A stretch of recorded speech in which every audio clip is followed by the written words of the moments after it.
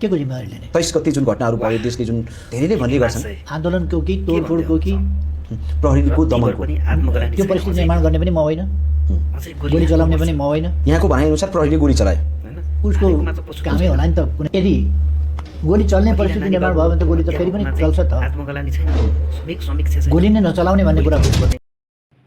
वाह, मेरो देशको नेता होस् त यस्तो होस्, मेरो देशको प्रधानमन्त्री होस् त यस्तो होस्, अनि मेरो देशको अभिभावक होस् त यस्तो होस्। जतिखेर पनि दमन गर्न सकोस्, जतिखेर शोषण गर्न सकोस्, जतिखेर पनि मन लाग्दै काम गर्न सकोस्, जनताको इच्छा र आकाङ्क्षालाई कुल्चिन सकोस् र ताकी ताकी गोली ठोक्न सकोस्, अझै ठोक्न सकोस्, जनताको छातीमा बोट बजार्न सकोस्। नेता होस् त यस्तो होस्। रत्तिभर पनि आत्मग्लानी नहोस्, तर गोली फेरि पनि चलाउनु पर्छ भन्ने किसिमको सोच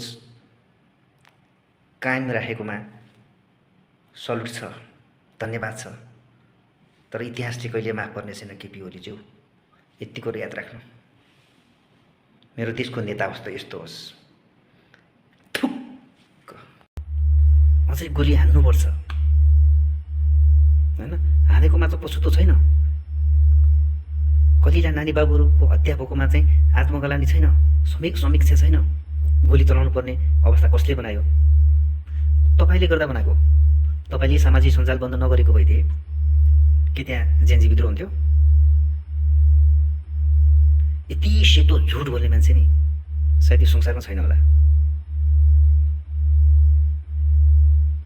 यो मान्छे इतिहासकै कलङ्कित मान्छे भएर आयो।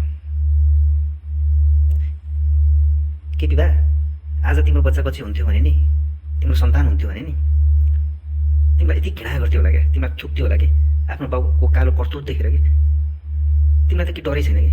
के मतलबै छैन तिमीलाई? तिमीसँग भावना पनि छैन, इमोसन पनि छैन, दया छैन, माया छैन, केही छैन क्या। किनकि तिमीसँग सन्तान नै छैन। तिम्रो सन्तानको मोह के हो त्यो महसुस गर्ने मौका पाएनौ। त्यही भएर दुनियाँका छोराछोरी मरेको तिमीलाई कुनै पछुतो छैन क्या। अब कति वर्ष बाँच्छौ र होइन? मर्ने बेला के राम्रो काम गरेर चाहिँ मर्नु पर्थ्यो कि? धिक्कार छ तिमीलाई, धिक्कार।